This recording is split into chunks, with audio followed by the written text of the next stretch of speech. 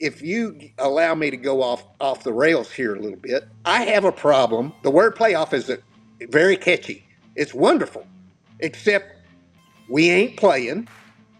Nobody plays, and there's not two people out there. It's not the same as ball sports. What's wrong with being the size we are? What was wrong with our sport? Why do we have to sell out to big money? The integrity of our sport's important to me. I feel like what I accomplished in my career is being diminished by gimmicks. It's the Kenny Wallace Conversation, brought to you by JEGS. Hello, everyone, and welcome back to Kenny Conversation, brought to you by JEGS, the leader in high-performance aftermarket car parts. Remember to go to jegs.com for everything and anything you need to fix your everyday vehicle up or even your hot rod. Okay, deep breath, everybody. You are looking at one of the greatest race car drivers of all time. And I don't use the word great lightly. Just a little reminder, 5-time IROC champion, ASA champion, 40 Cup wins, 49 Xfinity wins, ran 20 truck races and won 7 of them. NASCAR Hall of Famer, the great Mark Martin. Mark, how you doing? Living the dream, Kenny. Good to be on with you. Thank you, Mark. And for everybody that wants a really in-depth conversation of Mark Martin, we've already done a Kenny Conversation with Mark. So go right here on YouTube and you can find that incredible interview where we go in depth with the man you're looking at right now. Okay, Mark, you and I are dear friends. That is our disclaimer. I've known you since I've been a kid, and we have a good time on social media. And we've got a hot topic right now. Let's start like this. NASCAR went to Mexico City, Mexico. And boy, it really made a lot of the fans mad. They did not like it. And our social media lit up. Richard Petty came out and said some things. And we're here to discuss it. What is your opinion, Mark, on NASCAR going to Mexico City, Mexico? I'm a fan, so I didn't have to go to Mexico. I thought it was a great racetrack, and I thought it was a great race. And there seemed to be a lot of enthusiasm around it. I saw some complaining. I'm not sure I would have wanted to go to Mexico. I know that there were certain things that, logistics that weren't great. One of the things was that haulers had to leave Michigan, rain or shine, Sunday night for, that could have been a major problem if they had rain Sunday. So, there's plenty of things that you could question about all of that, but from a fan standpoint, I had no problem with it. I have no problem with going to Canada. I don't really know why we want to go overseas, but that's not my business. I did go over. I don't know if you went over to Japan to race, but I did go over one year. Rusty went multiple years. I don't know about that, but that's not my business as a race fan. And that's all I'm trying to do is represent race fans today. I saw a great race. I didn't see any problem with it from my standpoint. Okay, we're going to break all this down, and I want to interrupt this conversation one more time to let everybody know Mark Martin, the NASCAR Hall of Famer, and myself, we're having fun today. We're playing devil's advocate. Mark has become the voice of our older generation. They love Mark for his brash opinions. He doesn't care, just like I don't care. And Mark, we've seen Richard Petty come out, and we're going to get to his comments here in a little bit. So just want to make sure everybody understands that we're having fun today. This is not a bitching and moaning session. This is a nice little debate about where we're at in NASCAR and why. Why do the older NASCAR fans, why are they so upset? Okay, Mark, let's get back to Mexico City, Mexico. I see our older generation, they're like, why did we go to Mexico City? Why didn't we go up to the road course race there up above, what was that, Mid-America, up there, up above Milwaukee, Road America, excuse me. Why did we not go back to Road America? It was standing room only. The people were in the grass. Wisconsin loves racing. Why didn't we go back to Richmond? So the fans' rally cry is, we should have went back to Road America where it was standing room only. Now, I want to take the first dib here because I don't want to lay everything on you. Listening to Ben Kennedy, it seems like NASCAR is adamant, Mark, about this global footprint that Ben Kennedy keeps talking about. It's like they feel like they're as good as they can be in America, and they want to start this global footprint so much to where they took Steve Phelps and put him for international seas operation, and now Steve O'Donnell is the NASCAR president. So with Steve Phelps being in charge of overseas, my simple question to you, Mark, is NASCAR alienating some tracks that have deserving dates in America, like Road America?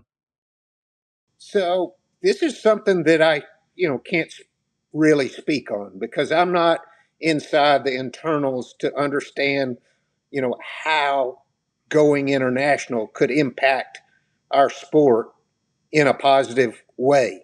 They're privy to that. And whether they're right or not, or whether their data is right or not, I couldn't tell you. I can understand going to Mexico, and I understand why fans would rather that have been Road America. I get it, okay? But, they could possibly expand their audience, in Mexico by, giving them a race and getting people fired up. There was a lot of fan enthusiasm at that race. So I understand from that standpoint. But one of the things that you said was, and I've said this all along, what's wrong with being the size we are? What's wrong with our what was wrong with our sport? Why do we have to sell out to big money? I mean, we all made it. In the 80s, when Rusty and I went NASCAR racing, there wasn't much money in the sport. And we got rides and we drove cars. Why do we have to sell our soul 100% and change our product 100%? That's the question. And a lot of old people believe that. But you know what?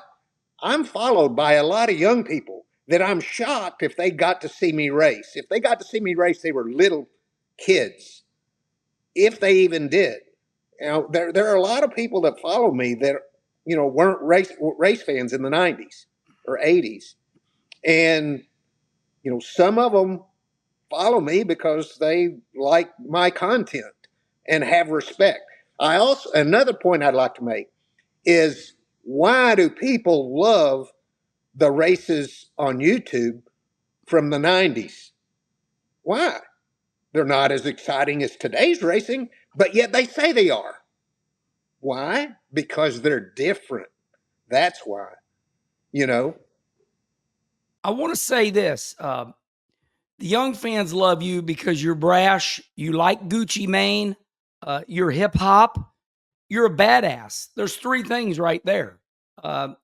You are brash. I mean, you're like a young Rusty Wallace. Rusty was very outspoken.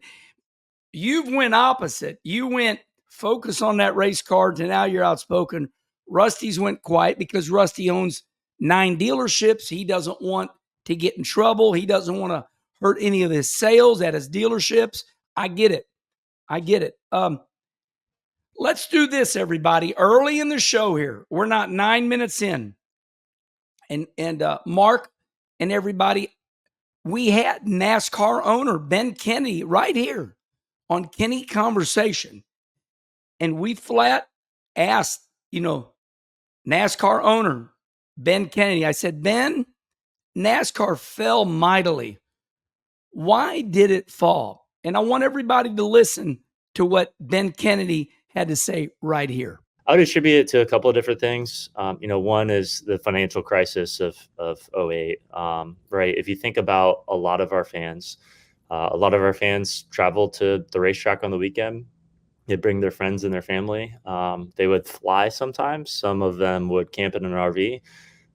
It's not just the cost of buying the ticket. It's the cost of actually traveling and going to a race. It wasn't inexpensive for a lot of people, back in the day. So I would say that, along with a lot of our fans being true blue collar workers, and Jim, has said this before.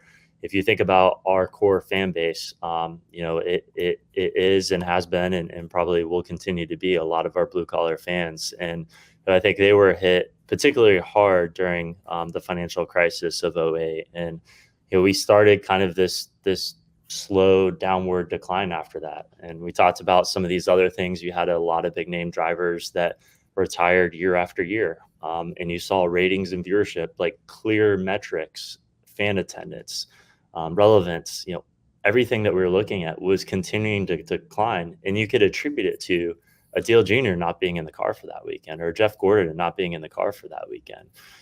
So I think that was a part of it. And then I would say the other component is just, and this kind of goes back to what we were talking about earlier around the productions, building, and content, is in 2006, our biggest competitors were other sports leagues, right? It was the NFL and the NBA and NHL. And in a lot of ways, they still are all of our competitors today. But our competitors are also just, frankly, anyone that is making content.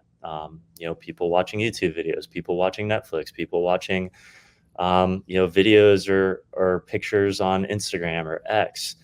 Content is everywhere today. And, we're competing against that for our fans' attention, for people's attention, for potential partners' attention. And it's a completely different world from where we were almost 2 decades ago. So I think there's a handful of things. Those are the 3 biggest that come to my mind. Mark, Ben said it was a perfect storm. We had the economy. And then one thing he said that I did agree with, I do got to go with it. Now, and I do want to give him an attaboy. NASCAR made some mistakes, and I wrote it down here. I don't think I've ever seen a sport lose all their heroes at one time. Mark Martin, Rusty Wallace, Tony Stewart, Bobby Labonte, Jeff Burton, Dale Jr., Jeff Gordon, Kenny Schrader. I mean, Mark, listen to these drivers that all retired in a very close span. I don't think that's ever happened in any sport. They lose 1 or 2 players, but that was not good for our sport. That's my opinion. What do you think? Oh, I agree 100%. And I remember the anxiety early on when Rusty and I got to NASCAR. We were talking about David Pearson and Richard Petty and Cale Yarborough and Benny Parsons, Bobby Allison, and all these greats. And they were timing out also. Richard Petty, all these guys, Richard the King. And there was a lot of anxiety about that. Of course, we did have Dale Earnhardt, and Dale was good because any driver that rose up, there was high rivalry. Like, people either loved Earnhardt or hated him, and they would get on board. The ones that didn't like Earnhardt would get on board with anybody that could challenge him. So. We continued right on, even though we lost the superheroes of the sport, the guys that came before us. But I agree 100%. It doesn't seem like there's been enough super high rivalry. First of all, you had to water down the personalities, and that hasn't helped. I truly believe that the drivers today are not nearly as vanilla as they appear to be. And I'll guarantee you, Jimmy Johnson was not. In fact, Jimmy Johnson's one hell of a character, but he never showed that because of the commercialism of the sport. And I think that has stopped these next generation as emerging as big superheroes. I watched the race Sunday, and I'm looking at those guys out there, and they're driving their asses off. It's incredible, and but yet so many people don't realize that, and there's just not enough superheroes. I want to give my take on what you just said. And, sometimes when you take a chance at saying it, be saying, I don't know if I should let people know this. You know what I mean? Jeff Gordon, he wants his drivers vanilla. And that's what I want everybody to know. Jeff wants robotic. He wants corporate drivers. He doesn't want anybody, bucking the system. And we know that Rick Hendrick, Mr. H, and you drove for him. And I'm not going to put any words in your mouth. But did you see any of that? I mean, by the time you got to Mr. H driving that Kellogg number 5, you were a badass, and they probably weren't going to tell you anything. But did you see any of that Mr. H was buttoned up? No, but I came in under a really unique situation, much different than Jimmy came in. Rick really, really wanted me to come drive there, and I really didn't want to run full time. So I turned him down, twice.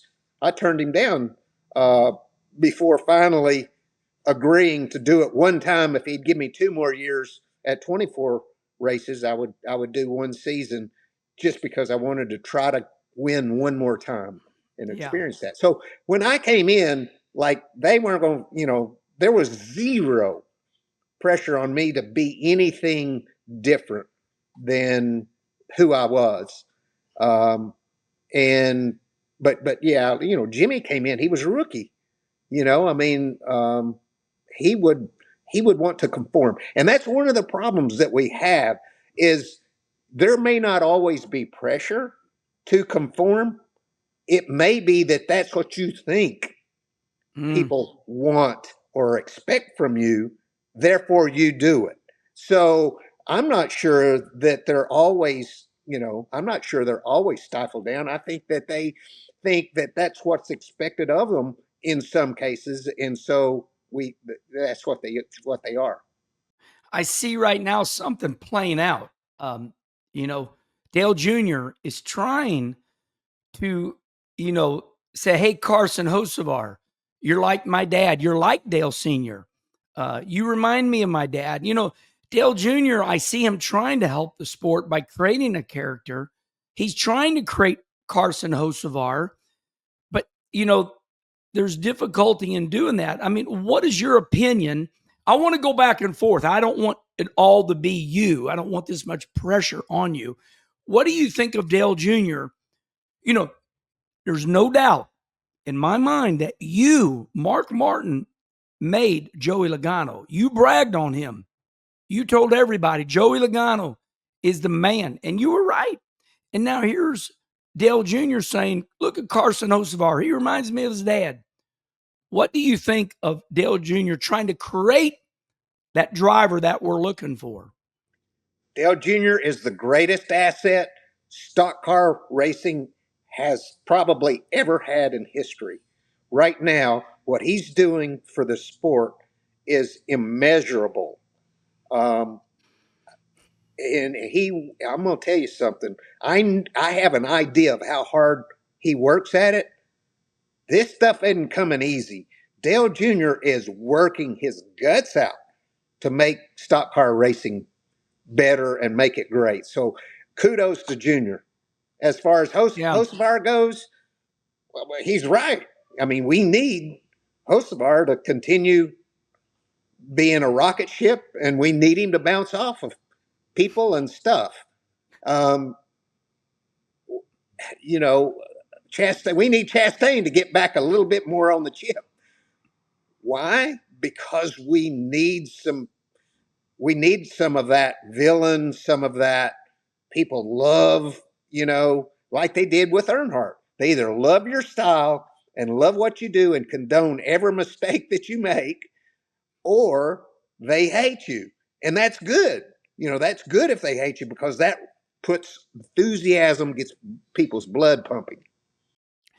Okay, now my opinion, one thing that made, and this is dedicated to everybody out there that wants to complain. We're having fun with this, everybody. I'm smiling. Mark's smiling.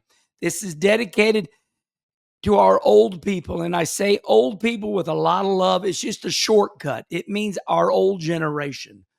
So please don't take this. We tease on social media. This is dedicated to the old people, our generation. So in our generation, we had Jimmy Spencer. You mess with the bull, you get the horn. He was an animal. You had Rusty Wallace cussing all the time, getting fined by NASCAR. Rusty Wallace got that potty mouth, and then he'd kick your ass and win on the racetrack. Then, you had Mark Martin, who was respected by the working people, because Mark would say, you're catching me, you've caught me. You came from a straightaway back, you caught me, I'm going to pull over and let you go because we're running a 500-mile race here. So I saw this, bag of bolts and nuts. You had Spencer going nuts, Rusty cussing, Earnhardt saying, I'm going to knock the hell out of you. Mark saying, I'm going to pull over because I don't want none of this. And then the old fans, they loved you because you represented, I drove my ass off all day long, and you showed humility. We don't have those bad boys nowadays. And so I just want to let everybody know that, I like what you had to say, and I want to give examples. So I agree with that, Mark. All right. Something that I want to talk about that does shock me a little bit. We lost the great Dale Sr. in 2001. I believe that's exactly right. But the fans were relying on Dale Jr. to take over his daddy's spot. It lasted to 2006. It was Kenny Schrader, and then I verified it. 2006 was the peak. You would have thought it would have died right away, but it went to 2006, and then NASCAR took a nosedive. Some 70%. We saw the fans leave the sport. It flocked away. That very moment, Mark, we're going to be precise right here. This is a big part of the Kenny conversation today. 2006 was the last big moment of NASCAR. In your mind, I'm not asking you exactly, but what do you remember happened? I mean, I'm gonna give you a starter push. I remember those people not liking that car with that wing on the back. What do you think happened when NASCAR after 2006 started nosediving? Yeah, I think that the drivers bashing the car didn't help. And this is one time when I think that NASCAR, I don't think I don't think there should be a narrative. I don't think that something should be put out and this is what you follow. But I don't think we did ourselves any favor. NASCAR did, in general, give any favors with bashing the car so bad. Racing's racing. It was not a great race car, but over a period of time, by 2009, it was a great race car. And by 2010, the wing was gone, and it was an incredible race car. And by 2012, it was unbelievably fast, the fastest thing, that we'd ever seen. So the race car didn't help things. But this is just my opinion. I think the TV deal that was signed sold us out, and it took time for that to catch up. That's where the chase came in. That's where you couldn't predict that. Always before we got that huge TV money, see, I was told that it was going to be billions. It was going to be so much more money once we got that TV deal, '01, you know. Well, I didn't know. I was making damn good money. And you know what? I didn't notice I got more money. I mean, I'm sure I made more money, but it was not that much. It And I didn't don't change you. It didn't change me, it didn't change my team. It didn't change anything except now when it rained during practice, they just called practice off because it wasn't they couldn't televise it. And I was like, you could always predict everything in NASCAR prior to the big money TV deal. After the big money TV deal, it just threw me for a loop. All these decisions were being made that were different than had ever been before. And it clued me in to, oh, so TV's the boss. Like, we'd never just not had practice and then just went into a race. But now we do because we can't televise the practice. It's kind of weird. And I will give it, the economy crashing really hurt too in '08. So, it was a multitude of different things that all came together. Yeah, and I do want to remind everybody, the government gave out too many loans, and then they couldn't make their payments, and all the banks took those homes back. That was that 2008 situation. Kyle Petty says it right. If you want to know how NASCAR is doing, follow the stock market, because those big companies, and Mark, I'm not putting words in your mouth. I went and got my own sponsors, but we needed $6 and $10 million and more. It was $20 million a year to run these teams. So it ain't like we're, playing around here. Sometimes you got to do things you don't want to do. Right. I want to go back to you talking about TV having the power now. No doubt. Obviously, everybody knows I've been in TV for 15 years. For the people that don't know, I worked for Fox Sports out of LA, the main channel. And, we started out with Speed TV. And boy, Mark, that hurt right there. Getting rid of a dedicated TV channel, because I want to go to something you said. When we had Speed, that's where all the practice sessions were. Do you think it hurts that we lost dedicated Speed TV? Do you think it hurt us when we lost Speed? Yes, I think it did.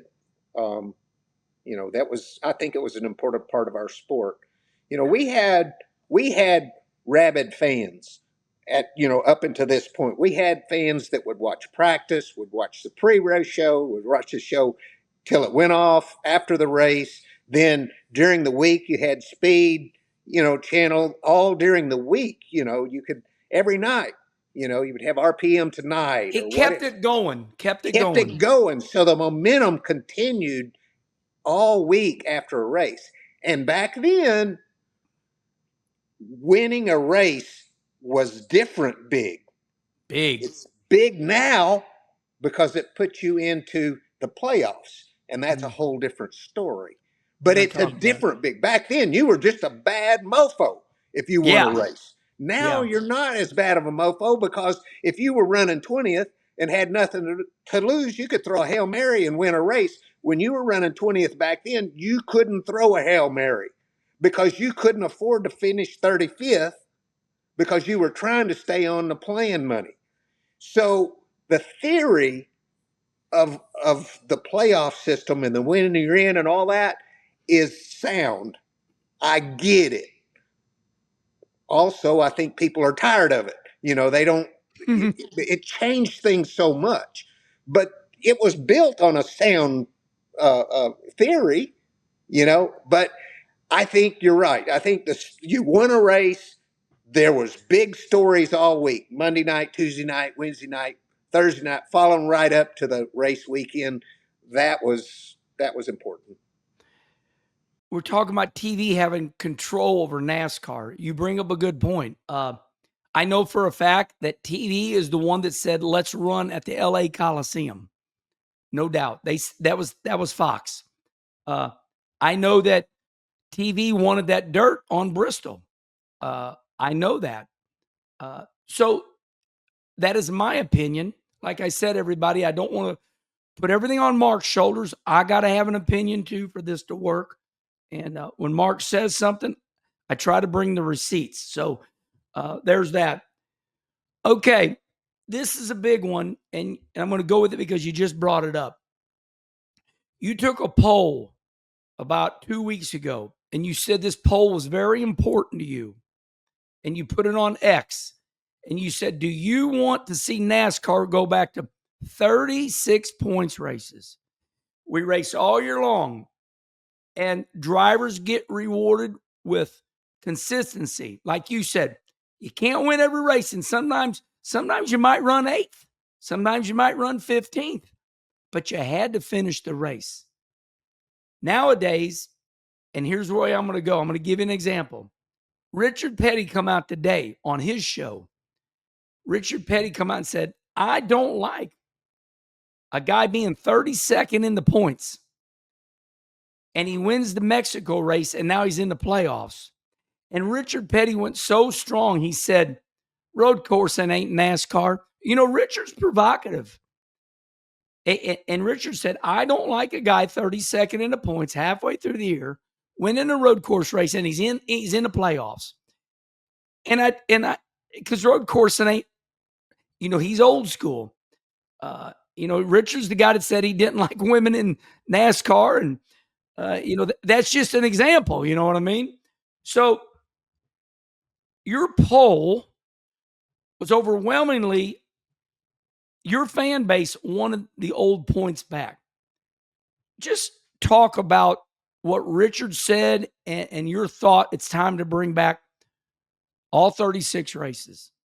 So this is not my hill to stand on or to die on. It's the fans. I truly believe people discount any kind of poll. Okay. I desperately wanted that poll to be taken by all race fans, not my race fans, not old people. I'm not followed by all old people. Yeah. Okay. I wanted that to, and I'll tell you right now, all I wanted, is to know what the fans want. And I know your question is, well, does it matter? Are we going to get anywhere? No, it doesn't matter. But the fans want someone with a voice to stand up and say what they think. So I am the race fans' voice. And I'm going to say something a little inflammatory now. I will shut the heck up. That's why I put the poll out. If the poll came in different, I'd never say another word. But the poll told me that they want me to stand up for them and voice their opinion. And I'll tell you something, NASCAR is not going to put that poll out. Right. They don't want the answer because they don't want the fans to know that it's not up to the fans. It's up to the TV. And the people, that's why I don't like committees. The people on the committee are all beholding to the almighty dollar. And so there's no way they're going to go back to 36 races because they think that won't please the TV networks. So you've got people, race car drivers, team owners, journalists, and all these people that don't want that poll to really come out because it contradicts what the money. And listen, the money's important. The sponsors are smaller than they used to be. The TV money is important. But I have always contended, just like I said, I never noticed any more money that I got. You know, these teams should have never started spending so much money in the first place, is what I say. If you took money away from them, would they go away? No, they would cry and bitch and moan and cut. and every race team, all 36 teams now, probably have, I'm just guessing, I'm not in the pits, probably have 10 sets of stickers in the pits. Dude, when I begged to drive Roger Hamby's car back in 1983, and he didn't have one set of stickers all weekend. And you drove that car and you raced and you performed better than the equipment.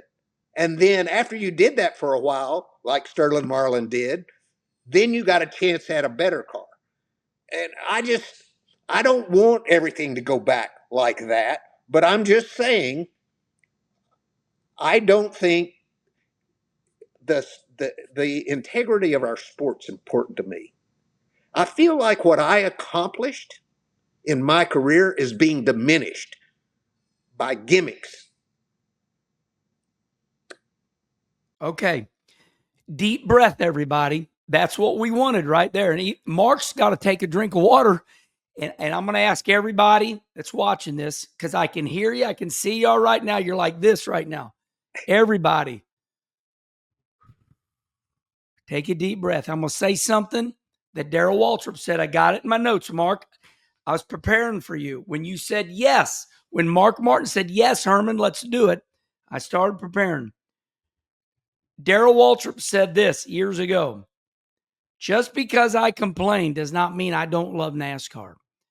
What we're finding is the people that love NASCAR, they're the ones complaining.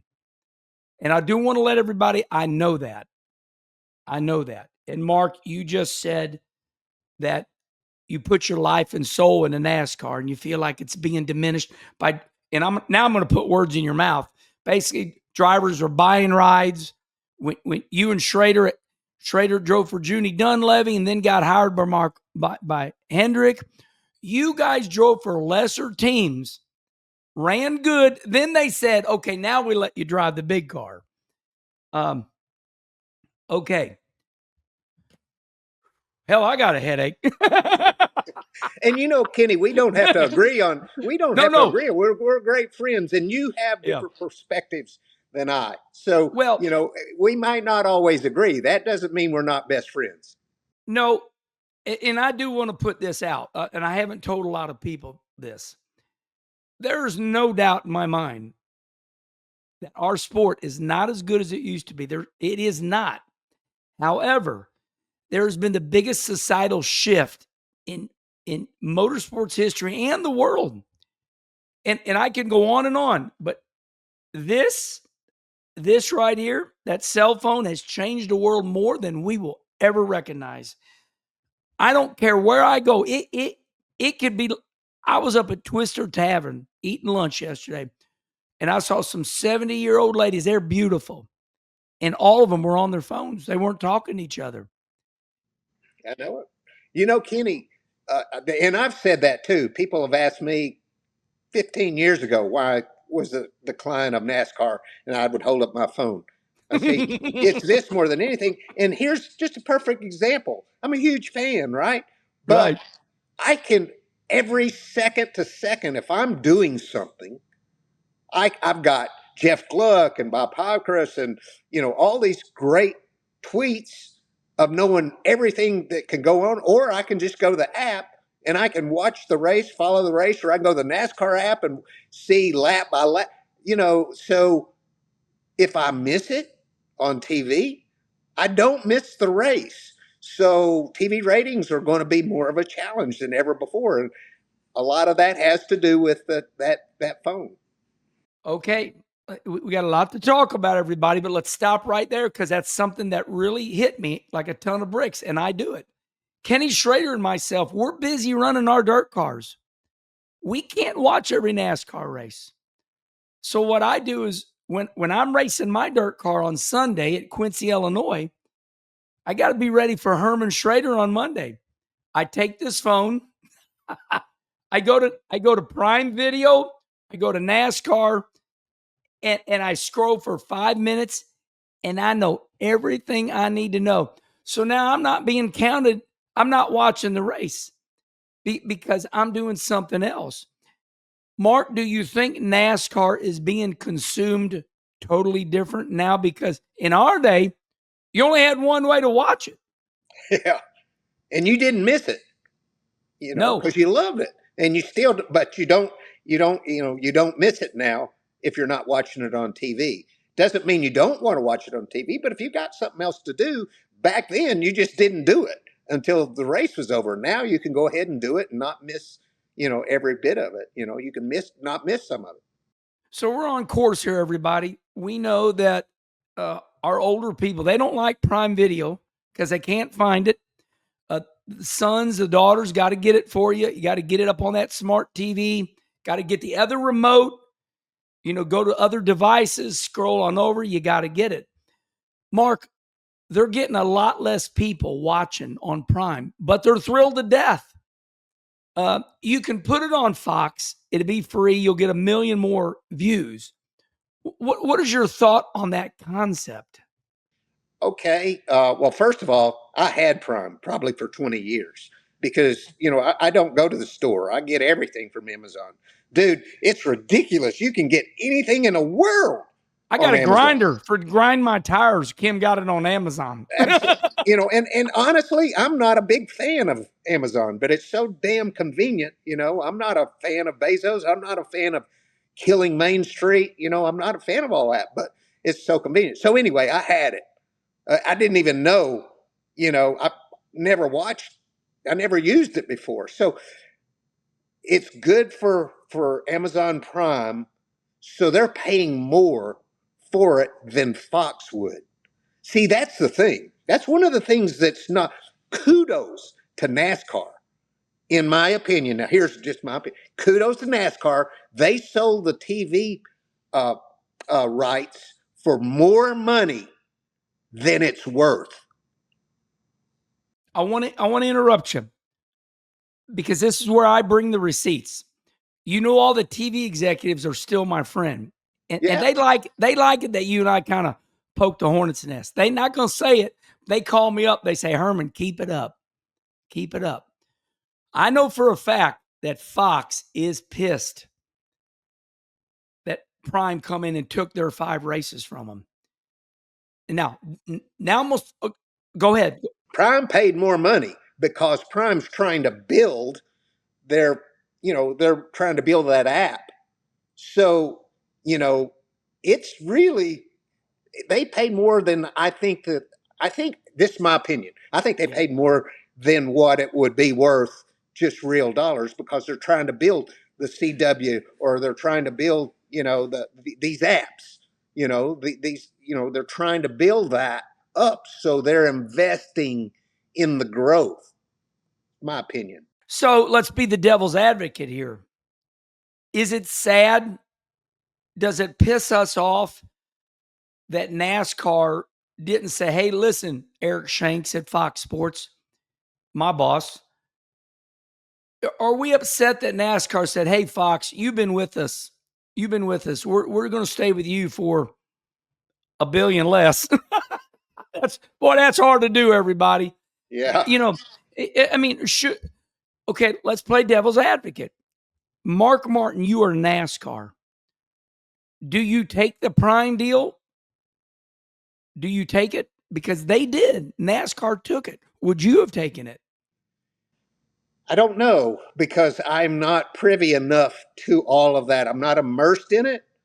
Obviously, like you say, why would you take $1 billion less to stay with the network? Although, I'm the guy that stayed with Jack Roush for 19 years when I had opportunities to go to different situations. However, faster cars. Devil's advocate, be hard to take less money and be loyal. Although one of my points about NASCAR selling it for more than what I think it's truly worth, kudos to them, good job. But now they even more than ever have to deliver ratings and eyeballs on the TV. So if that means turning NASCAR into WWE, I don't want to see that. And I would have, like I said before, I would take less money to not have to go there. Now it's NASCAR's job to deliver viewers to Prime and everybody else. It's their job to grow this because they sold it for so much money. The teams want all that money. They don't think they're getting enough now. You know, the drivers don't make what Rusty and I made. They They want make everybody less. wants more money. You know that everybody says they're starving to death, but yet there's billions and billions of dollars being coming in from the TV thing. So it's a damn mess, and I'm not going to side with that all of that. Other than to say I wish that we stayed our own sport. Like if you allow me to go off the rails here a little bit, I have a problem. The word playoff is very catchy. It's wonderful, except we ain't playing. Nobody plays, and there's not two people out there. It's not the same as ball sports. And I don't like it being called playoffs because it's not a playoff. Even the championship last round, if it was really a playoff, there'd be 4 cars on the track, not 36. Or I just don't like that whole premise. I don't like playoffs. I don't like calling it overtime. I'd rather call it green, white, checkered. Our races aren't timed. They're trying to make it like ball sports because the TV people, and I've heard this from some, they want the casual fan to be able to relate to the other ball sports because they think that those fans might watch. And if they flip over there and they're not a race fan, but they see sparks flying and everybody running over each other on these restarts, they might watch. The problem is when that's not going on, they might not watch. The old people will watch the pre-race show, the race, and the post-race show. They'll watch it all, except they don't like what they're seeing now. So maybe they won't. And I think there's a problem with all that. You make me think. You're making me think different. They have these people that study keywords. I want to say it again, the word keywords. So what I'm listening out of you is the word playoff, overtime. These are keywords that might resonate with the ball and stick people. Yeah. So NASCAR, what you're saying, NASCAR, I got to tell you, you've really made me more aware, smarter. I never looked at that way. So NASCAR has implemented the word playoffs, overtime, because that's what the ball and stick words are. And that those people over there go, oh, I know what playoff means. I know what overtime means. Wow. That a boy, Mark. One more thing to add to that. They're looking, and you'll hear this. They're looking for in the playoffs that Game 7 moment. Dude, I don't watch ball. I don't even know what Game 7 means. And a lot of people do, and I don't. That's fine, but it's all geared toward the ball sports. That all comes from the TV people believing that we've got to get these new viewers. And so they are getting some new viewers from that. And they're getting some new viewers or extra viewers for the cutoff races in the playoff. I get that. They can see it. They can see how many people are watching it on TV. And they see that. And I get it. But my counter to that is how many are you losing because they don't like that? The old people, that don't like it. I hear a lot of complaints about stage racing as well. And honestly, I only have a problem with stage racing when the races are too short. But it's not about me. I want to represent the majority of the fans. And boy, I hear a lot of people complain about stage racing, and I get why we have it, and I don't hate it. Other than when there's a road course is short and you got a 15 lap stage or 18 or 20, that's not I would like to be longer than a fuel stop so that, that strategy still has to play in. But, there's there again, I would not stand on this hill to die on about the 36 points races, except that's what I believe the majority of the race fans, every way I've tried to figure it out, I believe more than 50% of the race fans would rather see that.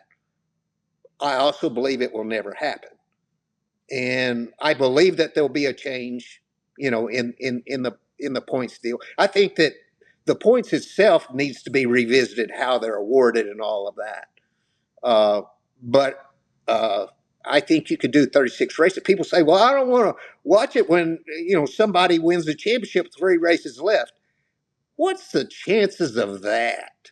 It's rare. It's happened, but it's rare. Happened. It's It's rare. rare. And 92 is rare too, where they freaking tied. They tied. I mean, what about Tony Stewart and Carl Edwards tied one year when they had the chase? They were basically tied in 92, Bill Elliott and Alan Kowicki. And Alan didn't try to win the race. He tried to lead the most laps. Yeah, in one Atlanta. more lap. God, what a deal. In order to win the championship. They've been trying to recreate that drama ever since. You can't make every race a 3-wide photo finish. You just can't. And it's okay for somebody to run away with a race. It's okay for somebody to run away with a championship one time. You'll have a barn burner, the next time. I keep saying that this past year's Super Bowl, I didn't think was any good. And I only watch one football game a year, and it's the Super Bowl. But it don't stop me. I'm going to watch it again next year because it'll be good. I mean, some of them are outstanding. This particular one. You can't. So what are you going to do? Change the rules so that it's overreaction. If you have a bad race or you have a runaway race or if you have a bad championship or whatever.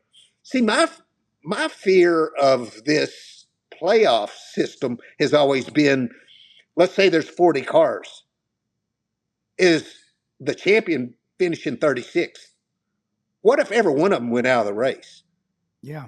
And my scare immediately when they came out with it was that. And you know what? I was so wrong.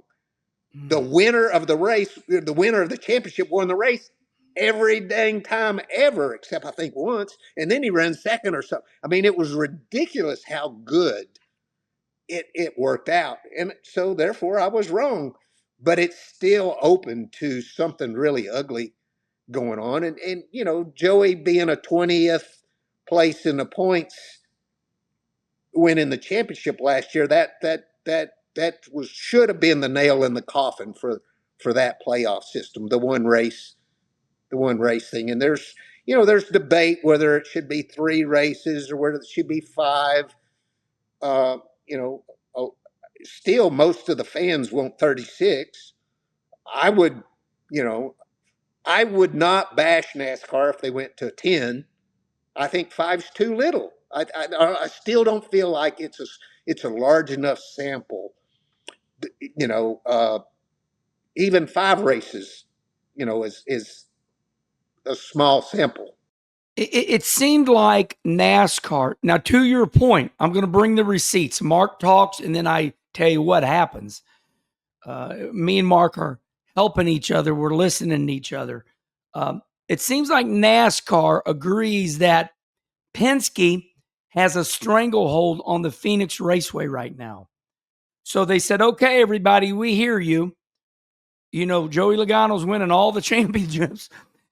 Ryan Blaney, so they said this is going to be the last year. 2025 is going to be the last championship race at Phoenix. And now they're going to start moving that last championship race. Maybe it's going to go back to Miami Homestead, then maybe the next year it's going to go to somewhere else. Do you like that, Mark, that they did? That's one thing to listen to. What do you think? I like that. And I'm the first one to commend NASCAR. Remember, I keep saying kudos to them for, selling the TV package for a monster money. Good on them. good on them for moving that around. Still, I don't believe, it helps with the problem, but I think one of the problems is a one race championship take all. And I don't think we'll see that. I think that will change. I just don't know if the sample size is going to be big enough. Uh, if if they change it to 3 races, that will just make the competitors and NASCAR feel better, but it won't move the needle with the race fans. 3 races is still, you still can't, you know, you just need to be damn good every race for 36 races. And if you have a flat tire or somebody puts you in the wall, you go want to whoop their ass because it could ruin your entire season. Now, if something goes bad, your season's not ruined by any means. And so drivers don't have to race because their wife had a baby. My wife, she was in labor, and I said, I got to go run this Xfinity race at Bristol, and I run 100 mile an hour in my car. I hear you. Drivers and are. I was lucky. My son was born in December, but I would have. I would have missed. I would have missed it, dude. I drove broke up all to pieces. Hurting bad, heartbroken after my dad's accident. That's what you did. You did not miss a race. It was not even a consideration. And so it was different. And here's the thing. When we touched on this. Winning a race was a different kind of big deal back then. And what I say is, people need to work harder. They need to change this to more traditional and stick with what we are and who we are to the core, who we were. And TV needs to work harder to make it exciting. They can. It's going to be easy to have playoffs and cutoff races and all this stuff. Work harder, make this interesting. Go to people's shops, follow these drivers around, look at these teams, look at these crew chiefs, look at how they bring other information into it and bring other interest into it. Okay, and this is funny because that's why, 30 minutes ago I said we miss Speed TV. And it's funny how history repeats itself. And I'm going to be a dick right now. We're like, oh, look over there on Netflix. They got a Formula One special. NASCAR needs to do that. NASCAR needs to follow the teams. Like Lamont said on Sanford and Son, he said, listen here, big dummy. We used to have that. Speed TV would go to everybody's race shop every single day. Yeah. Speed TV went to, Steve Burns would interview the drivers at their race shops Monday, Tuesday, Wednesday, Thursday. You make a good point, Mark. I brought the receipts right there. Okay. This can go on for hours. I just want to show everybody that 2 pages of notes here. Now, Mark Martin and myself, we've complained for 55 minutes. And boy, was it fun. Yeah. Okay. Yeah. We feel good. It's time to go to lunch. Okay. Oh, God, that's funny. Okay, Mark. I'm not saying we need to wrap it up, but let's go to the other side now. And I'm not going to ask, we're not going to brag on our sport, but let's go the other way now. And we got to answer these questions. Here's one that I got right here. NASCAR this is me. I'm writing this, okay? NASCAR is the biggest motorsports in America, and it's not even close. They average 2.5 million to 4 million people watching every week. I mean, what are we going to say about that? Yeah, there's no disputing that. It's what every stock car driver in the whole nation aspires to be a part of. So yeah, it's the greatest stock car, and it's the hardest too. Yeah. And dude, those drivers out there, they don't get enough credit. Every single one of them is under pressure and is doing their homework. And just because they didn't build the cars doesn't mean they haven't busted their butts. I mean, sims and studying data and all this stuff. These guys work hard at it. It's just a different kind of work, but they still work hard at their craft. And when you see someone come in that's really good from another discipline, let's say SVG, look at him. I mean, he makes them look bad on road courses, but when they get on ovals, as talented as SVG is, Yeah.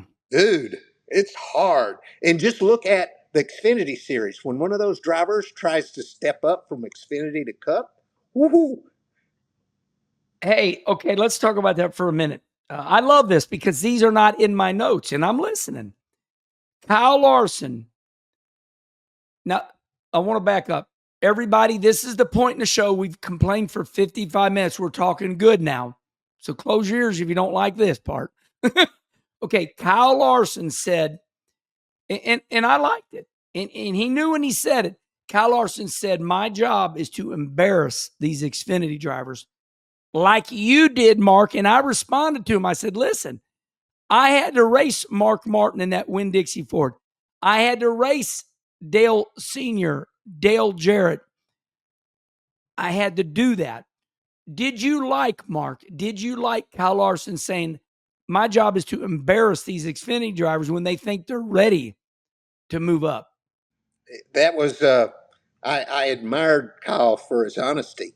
You don't see that all the time, but certainly I would have I felt the same way. Yeah, I loved it. Yeah, it was badass. And the reason I liked it was because, Mark, I had to race you all the time.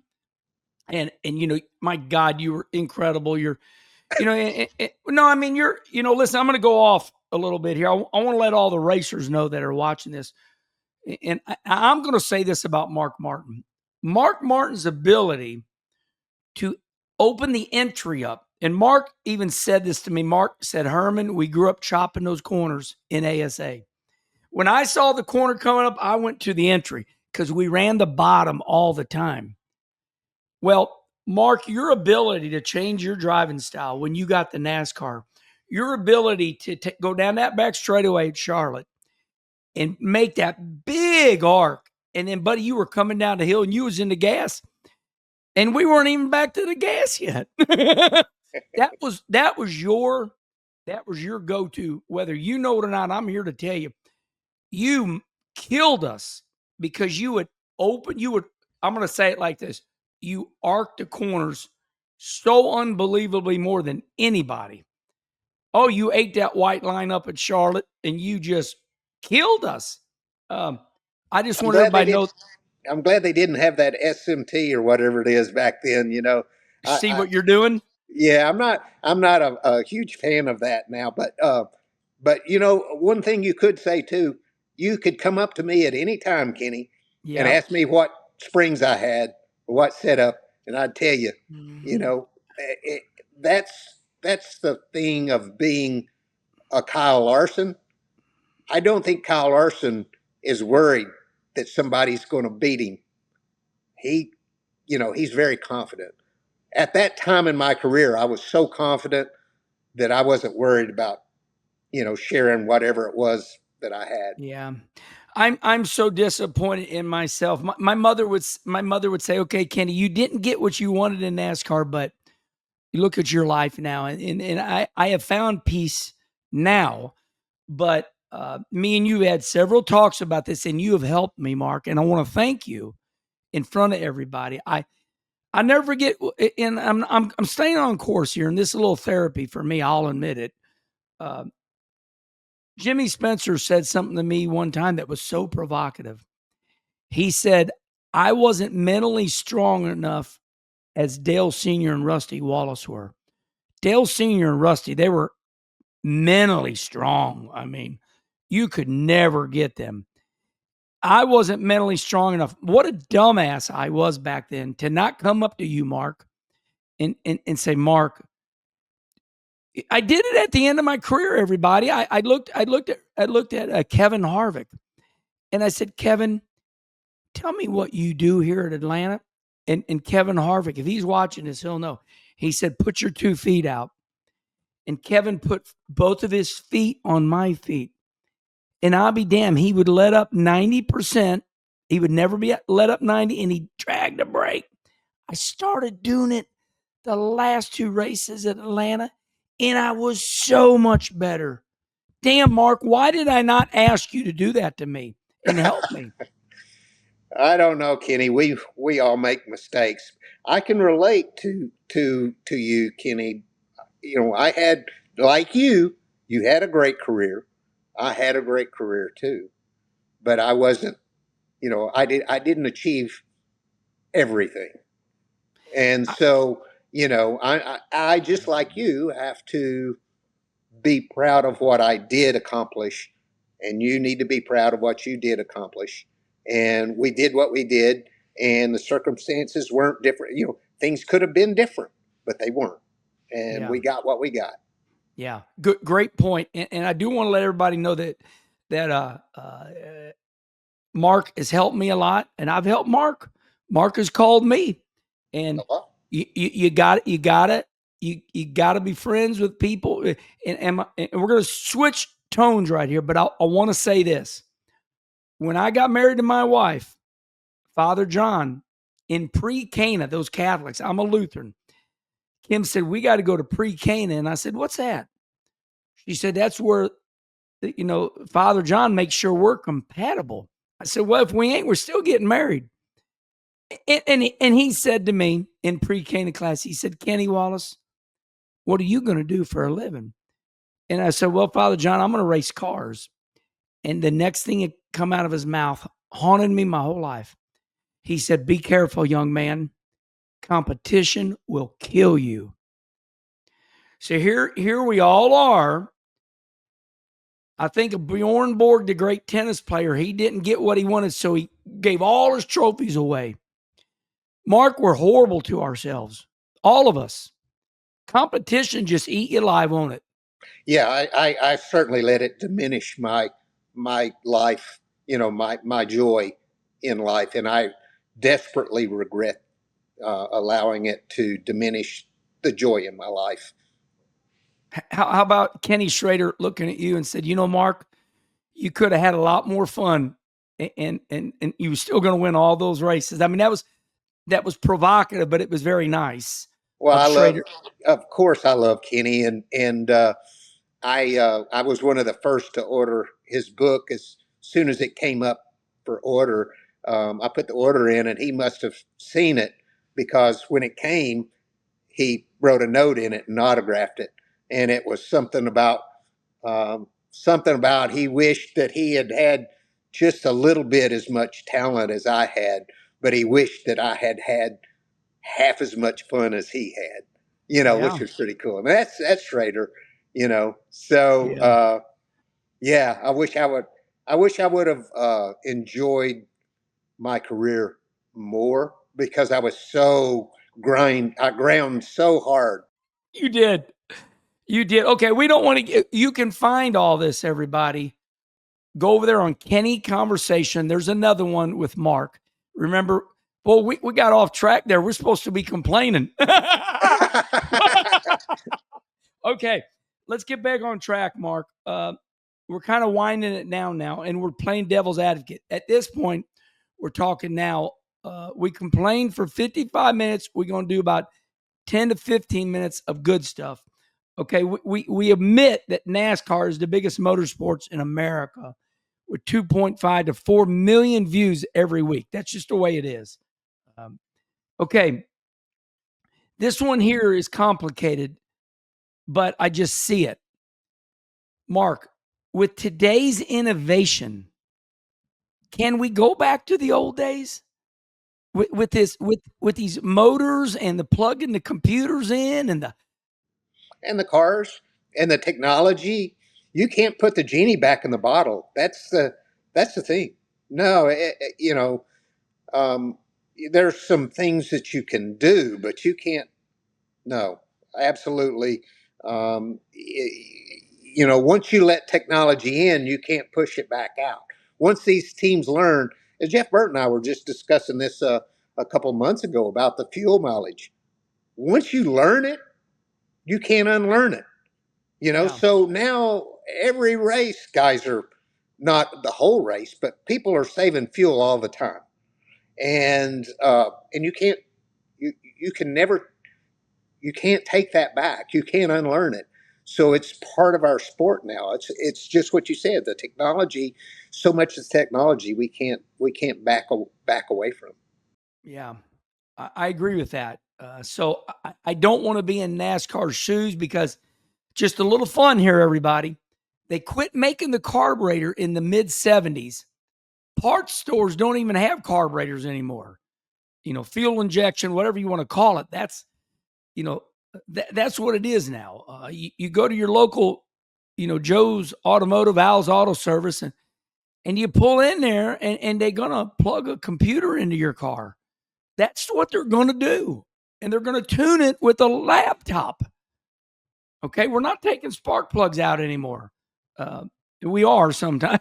Us dirt racers are, but yeah. So the automakers went to NASCAR, Mark, and they said, listen, we can't even help y'all because you're running these motors from 1970.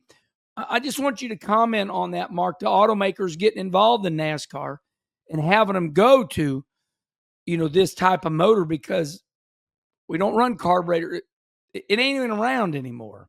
Yeah, it makes sense. That they would want to modernize a lot of things. If they're going to support the teams and support the sport in any way, I could see their input to modernize things.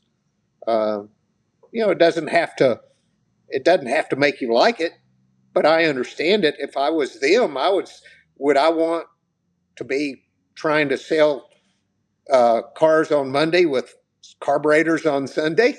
you know, I mean, you know, That's I funny. get it. I mean, I wouldn't want to if I was the guy pulling the trigger. I wouldn't send money to NASCAR if they wanted to keep running carburetors. Okay, like I said, everybody, we're repeating ourselves here. 15 minutes of good about NASCAR. Mark, we got a fourth automaker coming back in. Ram is owned by Stellantis, whatever you want to call it. Stellantis bought part of, they bought part of, I'm not saying it right, but you know what I mean. Stellantis bought part of Dodge, Ram, things of that nature. They said, we're coming back in. We're going to start back in on the truck series, but we will go back to the Cup series, is what they said. Whether they do it or not. Now, this is an automaker that the fans reacted. They were sad. I didn't realize how many Dodge fans there were out there. They're coming back. And Mark, they're coming back because they see something good. What is your thoughts of we got Ford, Dodge, Toyota. Now we're going to have a fourth one. What is your thoughts? Oh, fantastic! I applaud that 100%. And to your point, they wouldn't be coming back if NASCAR was dying. The sky isn't always falling. If you look at some of these posts on X, the sky's falling. That's why Uh, NASCAR is failing. yeah, there's plenty to complain about. You can complain, but the sky's not falling. The sport is healthy. It's not shriveling up. It's actually growing. It is sustaining or growing. And to have Ram come back in is fantastic for teams, for fans, for everyone involved. They will do marketing that will promote the sport, and it just opens everything up. It's great to have them, and if it would be great to have even more manufacturers, as long as you didn't have to keep the engines at 550 horsepower. You know, I mean, that's a whole nother conversation. yeah, I mean, there's no reason. That's not a good excuse because we're trying to attract other manufacturers. But yeah, that's a different thing. It's all positive. It's good to have Ram coming back. I'm excited. Okay, so we got one more question, but we're gonna go to social media right now. Perfect Storm 24. Now, Mark, everybody knows that you and I are having this hour and 15-minute talk. Everybody in America right now, they know this is coming out. So this is live right now. Charlie's going to edit this up. Perfect Storm 24. One question, Mark, why can't you just allow us to enjoy this? This is racing now. It's not 1990 anymore. The stands eventually emptied out, and we need to prioritize winning again, which you have. Why can't the armory of misery allow some joy into what we have now today? I go to 5 or 6 races a year, and everybody there is happy and loving it. Can you stop feeding into the negativity? And Mark, now listen, I just scrolling. Here it is. Everybody sees it on the Kenny Wallace YouTube show. Now, Mark, this is going to be on Dirty Mo Media. This is on the podcast too. So for everybody on Dirty Mo Media, Mark Martin is looking at it. I'm scrolling. I'm very open here. You can see my timeline. There he is. Thank you, Kenny. You help keep my mind off the crazy things going on in the world.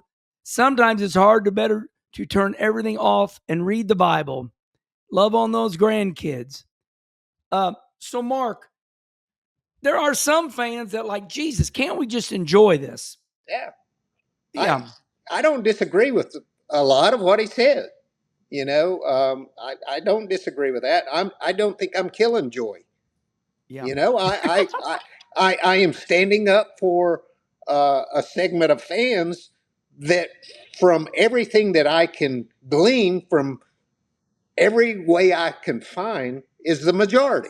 Yeah. If someone would show me that it's not the majority, then I'll shut up. But right now, I want to stand up for them. It's not what I want, as far as the points thing goes. I'm not always negative. No. You know, I brag on drivers. I brag on, you know, but I call out what I see is, you know. So I'm not trying to kill their joy. You know, I think that's an overreaction. I think his is an overreaction, but I agree with a lot of what he says. I want to give you an attaboy because you do something that I admire and I love. You remind everybody how hard these drivers are driving nowadays. I want to say that I feel like these drivers nowadays are copying you, Mark. They look like chiseled out Formula One drivers. They have zero body fat. Their fire suits fit. I mean, I almost feel like if you have a belly in NASCAR nowadays, they shame you. And Mark, and I like how you brag on these drivers because you always say they're driving so hard. And Mark, they are, and you and I know that. Yeah. And they're working hard. Yeah, and they're working hard in a different way than you and I did. I learned, listen, Justin Allgaier came on Kenny Conversation. Justin Allgaier said, I'm going to be 40 next year. It's my last year. I'm going back to Springfield. It was a shocking interview. A lot of people know about it, but it looks like some people don't care. But Justin Allgaier makes most of his living, Mark, in a surprising way. He's on the Chevrolet Sim 24/7 for these Cup drivers. Just to hear, you and I went testing. We went to the racetrack. Talk about that for a minute, Mark. Where, some of these drivers, David Reagan for Ford. This is fact. Justin Allgaier for Chevrolet. They spend their whole life on these sims like you and Rusty did on the airplane simulators. Talk about that, Mark. Yeah, there's so much work that goes into this. It's a different kind of work, and I respect it. I'm not one of those guys that, I'm a huge fan of a guy that gets his hands dirty. Chris Buescher, Ty Majeski, Ryan Preece. These guys have built their own race cars and stuff like that. I'm a huge fan of that, but that doesn't mean I'm not a huge fan of Kyle Larson or a huge fan of Jeff Gordon. He never got his hands dirty, but he's one of the greatest ever. Greatest talents, worked hard, had to craft. These guys today, they work hard. I have nothing but yeah, it's different, but I don't have to be negative about it. I can respect the work that they put in. I'm very happy, and I'm not going to get political, whatever, but I'm very happy that Robert F. Kennedy is looking at taking all the bad food out of America. And here's why. Mark, I feel like most of the labor we do, a lot of now we're still cutting grass, we're still digging ditches, but not like we used to. And I really feel like we're getting fat because there's no more labor intensified. And this has to do with NASCAR. What we're doing now is we're working so much smarter that we don't sweat like we used to. And you got to work to keep your weight down because, you and I, we were so labor intensified, right? So nowadays, it's everything's about, I see all this hard. What do you do for a living? Oh, I'm on the computer all day long typing. It's like, really, that's what you do? That's hard work, because I'm typing. Mark, it is a different work environment nowadays. When we don't put our cars on the scales in dirt racing anymore. We load sticks, spring smashers. It's easier for Lucas Oil 8 models. They're the ones that choose to race so much. But just talk about, we've got to stay healthier because we're not as labor intensified as we used to be. That's true. And, physical activity is crucial to the human. We evolved from hunter gatherers, dude. We need to move, and some people are more susceptible than others at this.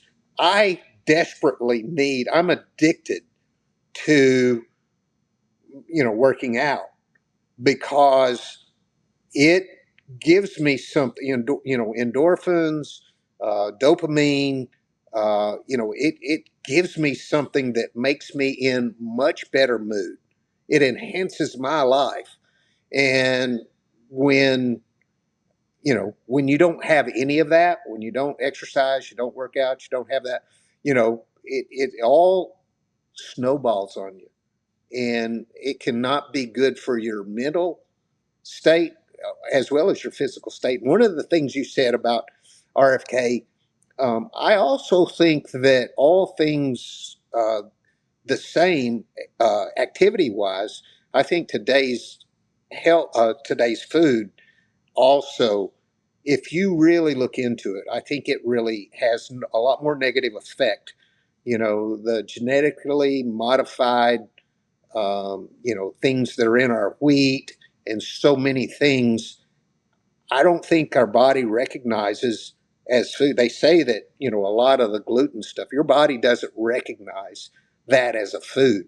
And it's done that way to make it grow and grow faster, and all that thing. So I think that my hope is that he's able to, make some progress with our food.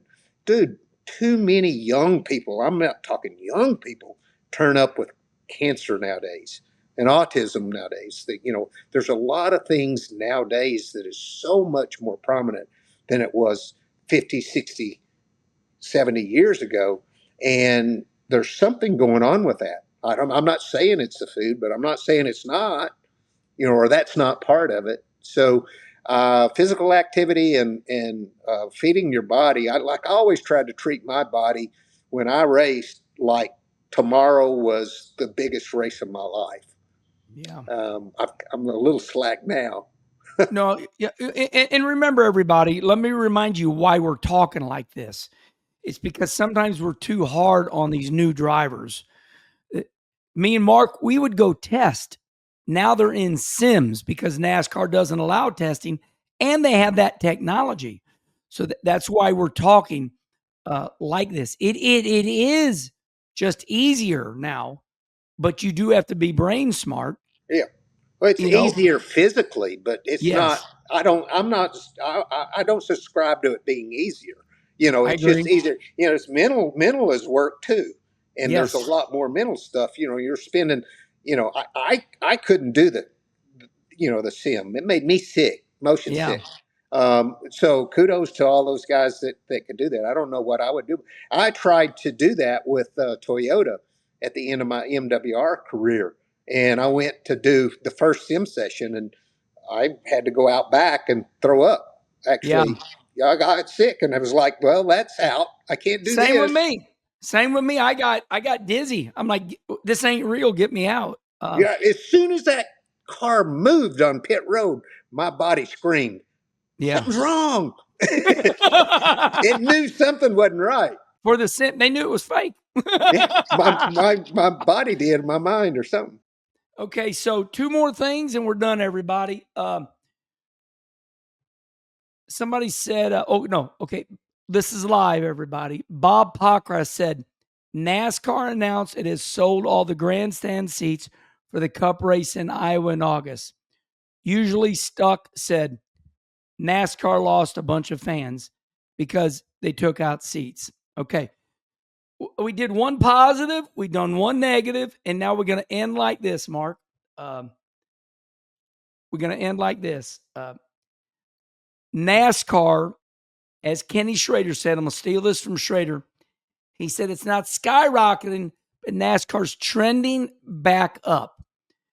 What is your response? I agree with that. It's trending back up. And even if it's flat at times, that's okay.